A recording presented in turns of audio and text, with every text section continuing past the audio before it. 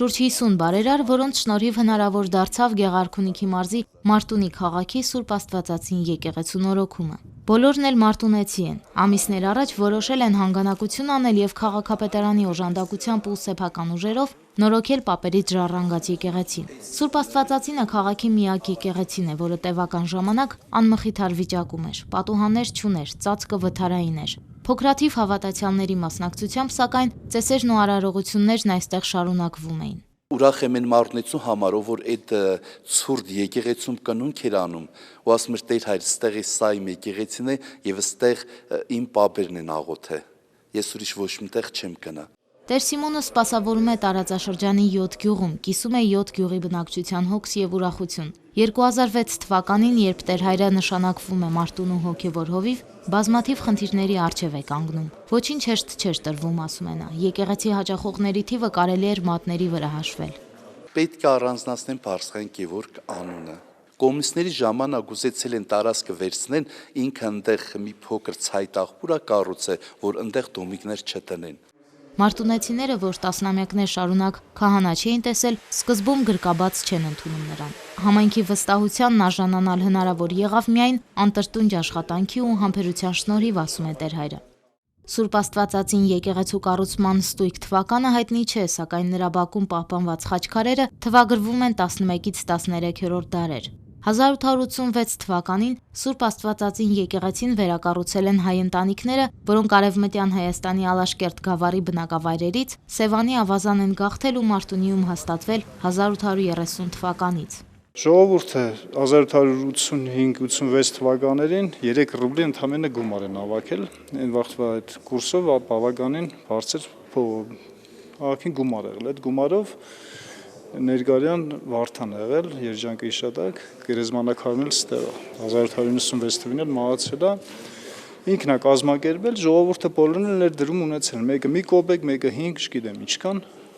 սկսել են վերակառուցել եկեղեցին։ Սովետական կարգերի հաստատումից հետո եկեղեցին պահեստի է վերածվում, քահանան տերաշոտը աքսորվում։ Եկեղեցին որպես պահեստ օգտագործվում է մինչև 1970-ականները։ Տասնամյակ անց գյուղի բնակիչներից Մոմճյան Ավետիքը սեփական նախաձեռնությամբ մասնակի նորոգում է այն։ Տեղադրում բետոնե սյուներ, ամրաններ, պանելային ծածկ, երկաթյա գմբեթ, օժանդակ կցակառույցներ։ Թեև նորոգումից հետո եկեղեցին կորցնում է պատմաճարտարապետական նախկին տեսքը, սակայն կանգուն է մնում։ Ըստ նոր նախագծի Սուրբ Աստվածածինը կվերստանա իր երբեմնի ճարտարապետական տեսքը։ Պատերը, որ կար մի մետր կես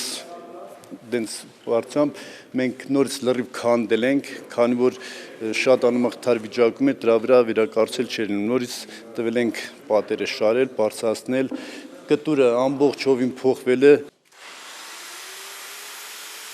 Այժմ ընթանում են ներքին հարդարման աշխատանքները, Տարել Հակոբյանի միջոցներով կառուցվում է զանգակատունը։ Բարերարներից մեկի նախաձեռնությամբ գարնան ամիսներին տարածքը կանաչ պուրակի կվերածվի։ Մեքենաների համար կայանատեղ կկառուցվի։ Սուրբ Մարիամ Աստվածածին բարեգործական հիմնադրամի հաշվեհամարին շարունակում են գումար փոխանցել մարտունեցիներն ու բոլոր ցանկացողները։ Որ իմացանք, որ վերանորոգվում է մեր եկեղեցին, որոշել էինք ինչ-որ վերանորոգմանը, ինչ-որ ֆիզիկական օգնություն ցուցաբերեինք, երեխեքով օգնեինք, ինչ-որ փոխադրումներ կատարեինք բան, բայց հետո աշակերտական խորհուրդը, որ տեսանք, որ եղանակը արդեն վատ է, որոշեց աշակերտական խորհուրդը իր ցանկությամբ, որ նյութական ինչ-որ օգնություն, նյութական աջակցություն ցույց տանք եկեղեցուն, շատ ուրախ էինք, որ կարողանանք մենք Մարտուն Տիգրան Աբրահամյանի անվանավակ դպրոցն աշակերտներն էլ իրենց լուման ունենային վերանորոգման գործում։ Բարենորոգ եկեղեցում ծեսերի ու արարողությունների մասնակցելու մեծ ցանկությունը համախմբեց մարտունեցիներին։ Նույնիսկ ցրտաշունչ ձմեռը չկարողացավ կասեցնել շինաշխատանքների ընթացքը։ Շինարարները վառարան են դրել ցրտից պաշտպանվելու համար։ Մարտունեցիները որոշել են աշխատանքներն ավարտել մինչև Սուրբ Ծնունդ, որպեսզի այստեղ մասնակցեն ջրօրհնեքի արարողությանը։ ու կուզենայի, որ ամեն մի մարդ ունեցած սրտացավանք լինես եկեղեցու համար, ամեն մեկը ոչ միայն մտնեին մոն վառելու համար, այլ մասնակցեին ժամերգություններին, պատարակներին, կնքվեին, պսակվեին եւ այդ Աստծո ողորմությունը չասնենք մարդունու վրա, մեր աշխարհի վրա, մեր համայն հայության վրա, բերի լույս եւ զորություն։ Մի բարերար առաջարկել էր ստանձնել եկեղեցու ամբողջ շինարարության ծախսը, մարտունեցիները սակայն չէին համաձայնել, պատճառաբանելով, որ պապերից ժառանգած աղոթատան պահպանման ու խնամքի համար պատասխանատու է յուրաքանչյուր մարտունեցի։ Անուշ Առաքելյան, Արթուր Մանուչարյան, Եկեղեցական կյանք։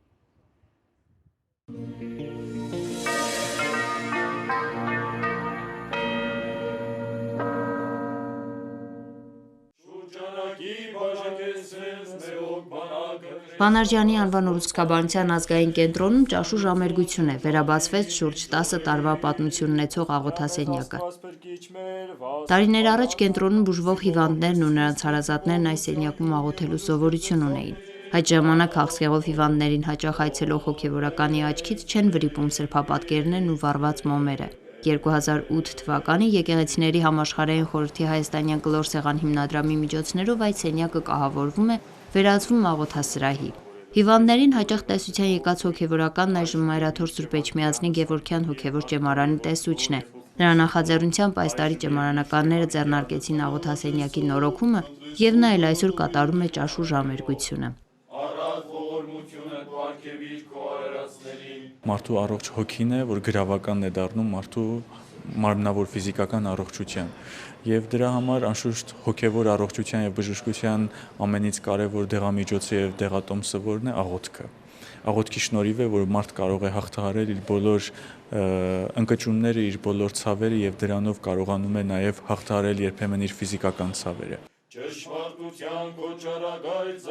Ամբողջ աշխարհում քաղցկեղով տարեկան հիվանդանում է մոտ 12 միլիոն մարդ։ Հայաստանում հայտնաբերվում է տարեկան 8000 նոր դեպք։ Մահացությունը հասնում է 4-5 հազարի։ Ուռուցքաբանության ազգային կենտրոնի փոխտնօրեն պրոֆեսոր Գագիկ Բազիկյանի կարծիքով այն, որ աշխարհի ամենածանր ու դժվար հիվանդությունը հաղթահարում են շատերը, խոսում է այն մասին, որ հիվանդներին օգնել հաջողվում է, եւ դրանում իր մեծ նպաստն ունի աղոթքը։ Եկեղեցում եւ այս մատուրում ավելի մտքերը սլանում են դեպի վեր եւ ավելի մաքրվում է հոգիդ, մտքերդ։ Ես կարծում եմ, որ դա ուղղակի անհրաժեշտություն է։ Գագիկ Համբարձումյանն արդեն 14 տարի ղեկավարում է ուռուցքաբանության ազգային կենտրոնի որովայնային եւ թոքային վիրաբուժության ծառայությունը։ Կատարում են ամենաբարդ ու ծանր կրծքավանդակի եւ որովայնի օրգանների վիրահատություններ։ Աղոթքով արթնանում ենք առավոտյան եւ մենք չենք կասկածում, որ մեր հետ է Աստված, ու այդպես ենք մտնում վիրասրահ ու հանգիստ աշխատում ենք չտարակուսելով, ոնց պետք է լինի, ինչ պետք է լինի։ Ֆանարջյանի անվան ուռուցքաբանության ազգային կենտրոնի աղոթասենյակի բացմանը ներկա են հիվանդանոցի անձնակազմը, այստեղ բուժվող հիվանդներ, այցելուներ։ Այստեղ էր նաև աղոթասենյակի պատասխանատու Սլավիկ Հայրապետյանը, որը ավելի քան 30 տարի եղել է հիվանդանոցի ինժեները, իսկ վերջին 10 տարին նա է հոգ տարել աղոթասենյակի պահպանման մասին։ Անահիտ Դարփինյան, Գևորգ Ավագյան, Եկեղեցական կյանք։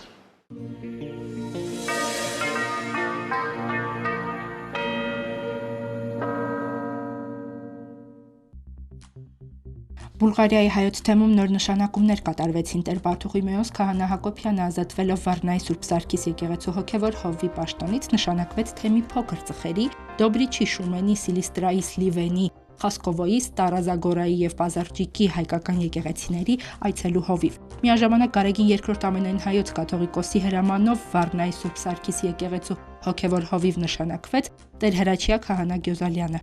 Նշանակումներից հետո Բուլղարիայի հայոց թեմի առաջնորդարանում տեղի ունեցավ քահանայից ժողով։ Թեմի հոգևորականները քննարկեցին եկեղեցական, ծիսական, հրատարակչական, թեմական մի շարք հարցեր։ Քահանայից ժողովը որոշեց առավել հաճախ կազմակերպել ուխտագնացություններ դեպի Հայաստանի, Սփյուռքի եւ Երուսաղեմի սրբավայրեր։ Առաջնորդ Հայր Սուրբը ողջունեց վերջին շրջանում հավատացյալների փոխայցելությունները ծուխեր եւ հոգևոր հայրերին հորդորեց շարունակել դրանք։ Կարևորվեցին նաև հոգևորականների այցելությունները հիվանդներին, տկարներին, հայ բանտարկյալներին։ Ժողովականներն անդրադարձան նաև բուլղարահայոց թեմի եկեղեցիներում առկա սրբությունների գույքագրման խնդրին։ Առաջիկայում կտպագրվի թեմի սրբությունների հավաքածու գրքույկը, քննարկվեցին իրաքնորյա դպրոցների համար արևմտահայերեն դասագրքեր ձեռք բերելու, ինչպես նաև թեմում արևմտահայերեն աստվածաշունչ ունենալու հարցը։ Ներկայացվեցին նոր հրատարակություններ, հանձնարարություններ տրվեցին Բուլղարիայի հայոց թեմի պատմության վերաբերյալ փաստաթղթերի որոնման, նյութերի համակարգման եւ ապագայում թեմի ընդհանրական պատմության շարադրման ուղղությամբ։ Հաջորդ օրը բուլղարահայ մանուկներին հանձնվեցին Հայաստանի Հանրապետության կրթության եւ գիտության նախարարության շնորհակալագրերը։ Հայաստանի Հանրապետության անկախության 25-ամյակի առիթով ամիսներ առաջ Գեղագիտության ազգային կենտրոնը Սփյուռքի հայկական դպրոցների աշակերտների համար կազմակերպել էր նկարչական մրցույթ, որին ներկայացված նկարները տեղ էին գտել բացառիկ հավաքածուի մեջ։ Սոֆիայի Սուրբ Աստվածածին եկեղեցում շնորհակալագրերը հանձնեց առաջնորդ Հայր Սուրբը եւ մանուկների օրհնության կարգ կատարեց։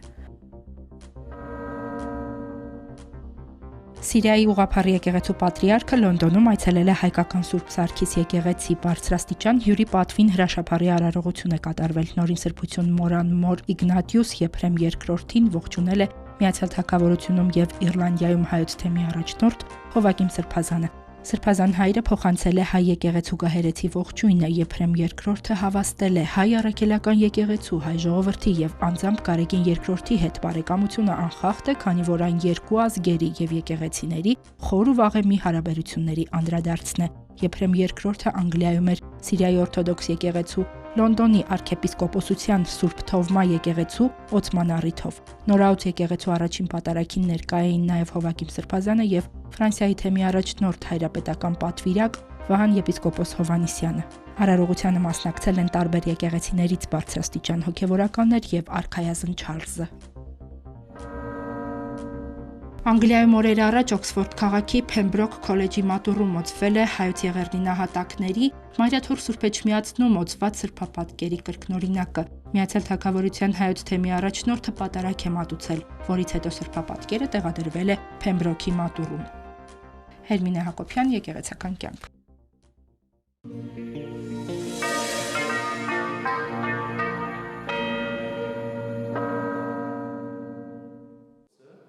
Օրերս Մայրաթոր Սուրբ Էջմիածինը եւս մեկ ձեռագիր ավետարան ձեռք բերեց։ 1486 թվականին ընդօրինակված Սուրբ գրքում Մարկոսի, Ղուկասի, Մատթեոսի եւ Հովանեսի ավետարաններն են։ Առաջին հիշատակարանում կարդում ենք, որ այն գրվել է Խարտիչավանքում, որն ի դեպ ներկայիս Հառիճավանքն է։ Ավետարանի պատվիրատուն Ռատս Բլրակեցի անվամբ մեկն է։ Նա Սուրբ Գիրքը պատվիրել է ծնողների հիշատակի համար եւ նաեւ խստիվ պատգամել որևէ մեկին չվաճառել, գրավ չդնել եւ Հառիճավանքից դուրս չտանել։ Բայց Հառիճավանքից այն դուրս է եկել եւ հասել է Տեղերի վանք։ Այդ մասին կարդում ենք Մատյանի 100 տարի անց ավելացրած հիշատակարանում։ Տեղերի վանքի եւ շրջակա գյուղերի առաջնորդ Մանվել եպիսկոպոսը ձեռագիրը նորոգության է տվել Բյուրականում։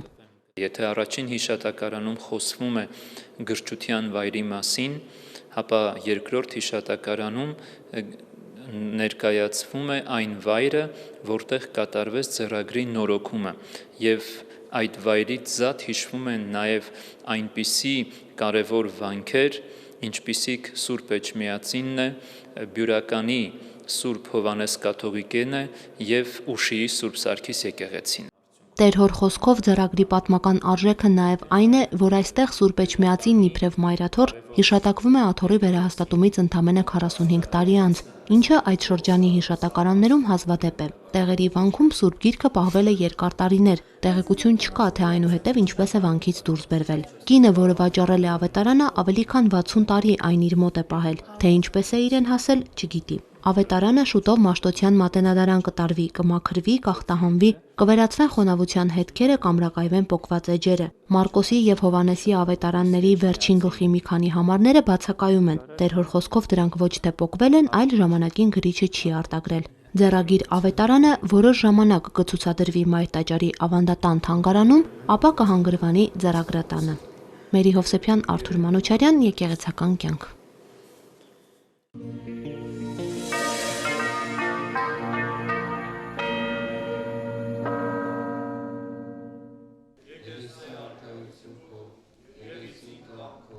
Տավուշի թեմի առաջնորդ Բագրատ եպիսկոպոս Գալստանյանի օրհնությամբ Իջևանի մշակույթի տանը տեղի ունեցավ ռազմահայրենասիրական միջոցառում «Ամուր հավատք, հզոր բանակ, պաշտպանված հայրենիք» խորագրով։ Հայ եկեղեցու համար հատկապես մեր անկախությունը երազանք է, որ մարմին է առել այսօր 25 տարեկան եւ բնականաբար այդ իմաստով լինելով հոգևոր անվտանգության երաշխավորը, հայ եկեղեցականը եւ եկեղեցին ընդհանրապես իր բնական ընկալումն եւ զգացումն է համարում եւ այդպես ապրում հայոց բանակին օժանդակությունը, աջակցությունը եւ քաջալերանքը հայ զինվորին ընդհանրապես թե հոգևոր, թե մարմնավոր կերպով քաջալերելու եւ աջակցելու իմաստով։ Հերոսական Տավուշի թեմական կյանքում առանձնահատուկ տեղ է զբաղեցնում եկեղեցի բանակ օղակը, որը առավել ամրապնդվել է ռազմական վերջին գործողությունների համապատկերում։ Տավուշի տարածքի զորամասերի սպան ու զինվորը տեղացիների մշտական հոգացու հայացքի ներքո են։ Դժվարության պահին առաջինը նրանք են դիրքապահ սպայի ու զինվորի կողքին, իսկ զինվորներն էլ Տավուշն իրենց տունն են համարում։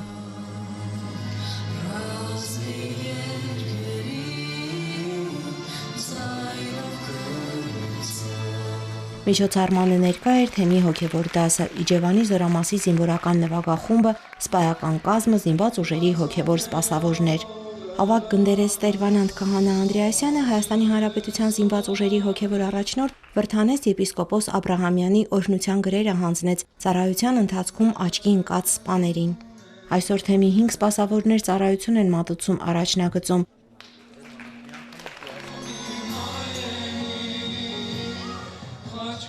Միջոցառումը բանակի նկատմամբ հավատն ու վստահությունը զորացնելուն էր կոչված, որպեսզի երիտասարդները սիրով զինվորագրվեն հայոց բանակին եւ ընտրեն զինվորականի մասնագիտությունը։ Լիանա Չիչակյան, Լիլիթ Յոլչյան, Եկեղեցական կյանք։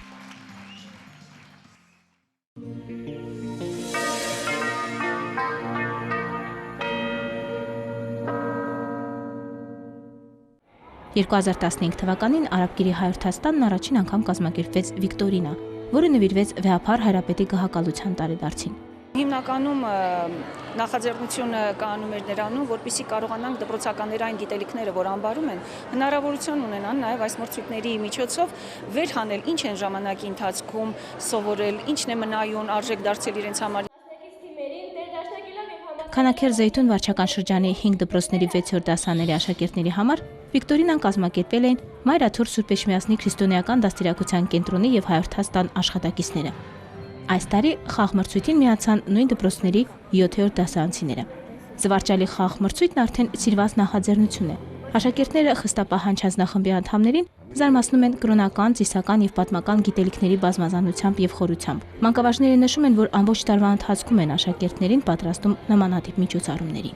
Ոնց որ գիտելիքները նորից արթնանան նրանց մեջ, ինչ էլ որ չեն հիշում, վերհիշում են այս խաղերի ընթացքում։ Այստեղ եմ ստանալու նոր գիտելիքներ եւ հաղթանակի համար իհարկե։ Վիկտորինան հայոց եկեղեցու պատմությունից է։ Պատրաստվել եմ գիշեր-ցերեկ, ասենց չեմ քնել, կրկնել եմ, պատրաստվել եմ։ Էլիզա Հայրապետյանը թիվ 125 դպրոցի թիմի ատենապետն է։ Նրա կարծիքով բարդ են հատկապես ճակատագրական վերջին ատենապետների անհատական մրցույթի հարցաշարերը։ Այս մրցույթից հետո ընտրվեցին լավագույն 3 թիմերը։ Էլիզայի թիմն այդ եռյակում էր։ Դե իսկ կազմակերպիչները, ինչպես միշտ, կարևորում են ոչ թե հաղթանակը, այլ մասնակցությունը։ Ոչ թե հաղթեմ մյուս դպրոցին, պարզապես ես ցույց տամ, որ ես իմ դպրոցում սա եմ սովորել։ Դա է հիմնական, ասենք, այդ ոգևորությունը, որը ստանում են երեխեքը։ Վիկտորինայի վերջում բոլոր մասնակիցներին վկայագրեր ու նվերներ հանձնվեցին։ Բոլորը ստացան նոր կտակարաններ։ Հաջորդ Վիկտորինային կհրավիրվեն մասնակիցներ նաև Նոր եւ Արաբկիր համայնքներից։ Ստելա Գևորգյան, Հարություն Տոլանյան, Եկեղեցական կյանք։